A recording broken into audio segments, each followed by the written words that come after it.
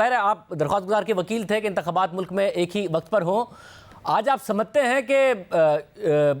बेहतर हो सकता था मामला, या यही होना था जिस किस्म की समातें चल रही थी? क्योंकि तरीके से आपने कह दिया कि जी हम नहीं है मुज़ाकरात में इंटरेस्टेड, हालांकि कहीं लगा कि जैसे चीफ जस्टिस मजीद कुछ रूम देना चाहते हैं, हुकूमत भी कह रही थी। मेरा ख्याल जाती ये है कि सुप्रीम कोर्ट ऑफ पाकिस्तान अभी भी उनकी जो टोन और टेनर था, वो उनका जो मिजाज था, वो यही कह रहा था कि ये मुज़ाकरात मजीद चलें और इसमें फ्लेक्सिबिलिटी थोड़ी सी जो है वो मजीद पैदा हो दोनों तरफ से। लेकिन आज की जो प्रोसीडिंग्स थी उसमें इंटरेस्टिंग बात ये थी कि जो PMLN की तरफ से साद रफीक साहब ने काफ़ी देर जो है वो एड्रेस किया कोर्ट को, और फारूक एच नाइक ने भी, और उन्होंने तो बिल्कुल ये कहा कि हमारे जो PTI से मुज़ाकरात हुए हैं हमारी टीम के, वो बड़े अच्छे माहौल में हुए और उसमें हमने 2-3 चीज़ों पे तो हमें बिल्कुल इत्तेफाक हो गया। एक बात पे तो ये इत्तेफाक हुआ कि ये जो इलेक्शंस हैं कौमी असम्बली और सूबाई असम्बली के, ये बिल्कुल एक दिन होने चाहिए और ये जो है निगरान हुकूमतों के ज़हर तहत होने चाहिए। और दूसरा ये कि एक आपस में उनका ये तय हो गया कि इलेक्शंस के नतीजे में जो भी रिजल्ट्स आएंगे उनको हम कंट्रोवर्ट नहीं करेंगे, उसको हम मानने से इनकार नहीं करेंगे, बजाय इसके कि जो इंडिविजुअल केसेस कोई हो तो वो इलेक्शन ट्राइब्यूनल पे चला जाए। तो उन्होंने ये अंदिया ये दिया कि सिर्फ जो है वो डेट जो है किस तारीख को असम्बलियां डिसॉल्व होनी चाहिए और कौन सी डेट होनी चाहिए इलेक्शंस की, तो उन्होंने बड़ा वाज़ेह तौर पर कहा कि हम अपनी पोजीशन से काफ़ी पीछे आ गए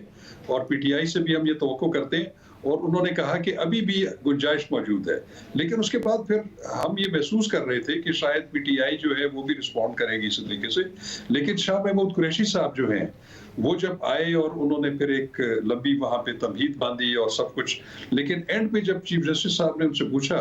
कि आप हमें साफ ये जब दो टोक मौक़िफ़ दें कि क्या ये आपके मुज़ाकरात जो हैं वो मजीद कंटिन्यू रखे जा सकते हैं या नहीं, तो फिर उन्होंने कैटेगोरिकली ये कह दिया कि नहीं, हम मुज़ाकरात के लिए बिल्कुल तैयार नहीं है और आपने जो फैसला किया है 14 मई का उसी को आप इम्प्लीमेंट करवाएं। तो उससे डेफिनेटली, लेकिन एक दो चीज़ें और बड़ी इंपॉर्टेंट है उसमें कि सुप्रीम कोर्ट ऑफ पाकिस्तान ने जब मुकालमा किया साद रफीक साहब से भी और फारूक एच नाइक साहब से भी, उन्होंने बार बार उनको जो इसरार तो खैर नहीं किया लेकिन रियलाइज करवाया कि आपने रिव्यू पिटीशन फाइल नहीं की हुई। ये जो बातें जो हमारी पिटीशन के हवाले से उन्होंने हवाला दिया कि ये जो इन्होंने जो पिटीशन में जो नुकात उठाए हैं, आर्टिकल 112 के हवाले से, आर्टिकल 224 के हवाले से, आर्टिकल 254 के हवाले से, और ये सारी, और ये जो इन्होंने जो बहस की है ये आपको करनी चाहिए थी, ये आपको इंसिस्ट करना चाहिए था ताकि हम। चीफ जस्टिस ने यहाँ कहा भी कि आप 2-3 की और 4-3 की बहस में पड़े रहे, 3-2 और 4-3 की, तो हुकूमत तो है उस पर कायम और हुकूमत कहती है हम रिव्यू नहीं फाइल करेंगे। अब हुकूमत तो तैयार नहीं है रिव्यू के लिए। अब इलेक्शन कमीशन ने किया है रिव्यू फाइल के, जी अदालत नहीं दे सकती है तारीख, ये हमारा इस्तेहकाक है कि हम तारीख दें इलेक्शन की। आज गालिबन चीफ जस्टिस ने आप ही से सवाल किया कि इलेक्शन कमीशन कर सकता है रिव्यू फाइल या नहीं, क्या समझते हैं आप? देखिए, बात यह है कि मैं ज़ाती तौर पे समझता हूं कि बिल्कुल इलेक्शन कमीशन को भी रिव्यू फाइल करना चाहिए था। देखिए, रिव्यू का जो स्कोप होता है वो ये होता है कि किसी फैसले में, किसी भी अदालत के फैसले में एक गलती जो है वो नुमाया तौर पर नजर आ रही हो,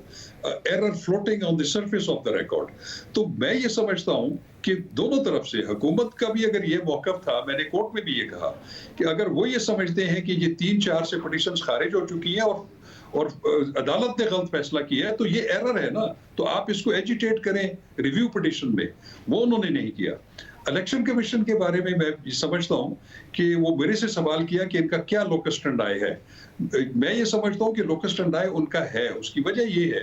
कि इलेक्शन का इनेकाद करना और उसकी तारीख देना या शेड्यूल अनाउंस करना जो है, ये सुप्रीम कोर्ट ऑफ पाकिस्तान का काम नहीं है, और ये उनका बड़ा एक सॉलिड ग्राउंड है रिव्यू के लिए कि आप इसको नजरसानी करें। तो मैं ये समझता हूं कि अभी भी हुकूमत के पास ये चांस मौजूद है, क्योंकि अदालत बार बार ये कह चुकी है कि जो 14 मई की तारीख है वो हमने एक जजमेंट के तहत जो है वो हमने और अगर अदालत और अगर अब हुकूमत रिव्यू नहीं फाइल करती, और क्योंकि आपकी पिटीशन से अदालत ने ये रास्ता निकाला था कि हमारा जो दूसरा फैसला है 14 मई का, उसमें से एक मुज़ाकरात का रास्ता निकला था, तो अब आपका जो मामला है वो सेटल समझा जाए कि आपका केस अब खत्म हो गया है। 14 मई वाला जो केस है, अब क्योंकि अदालत कह चुकी है कि उसके बड़े कॉन्सिक्वेंसेज होंगे और हमारा वो ऑर्डर मौजूद है अपनी जगह पर 14 मई वाला, तो अब वो ही सामने अदालत के, आपका केस खत्म हो गया।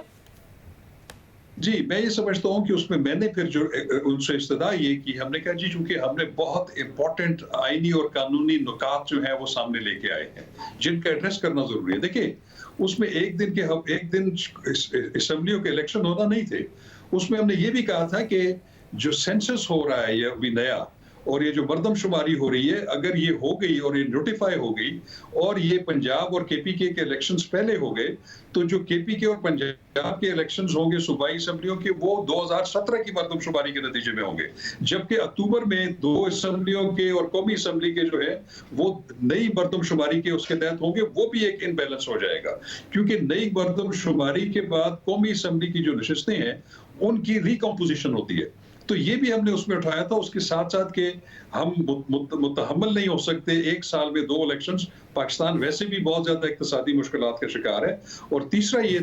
चौथा ये था कि लॉ एंड ऑर्डर सिचुएशन बहुत ग्रेव है और उसमें हमारी जो पुलिस है, लॉ एनफोर्सिंग एजेंसीज़ हैं,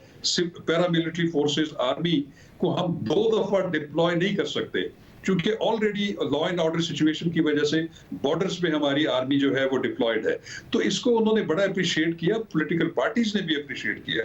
लेकिन अनफॉर्चुनेटली मैं ये कहता हूँ कि ये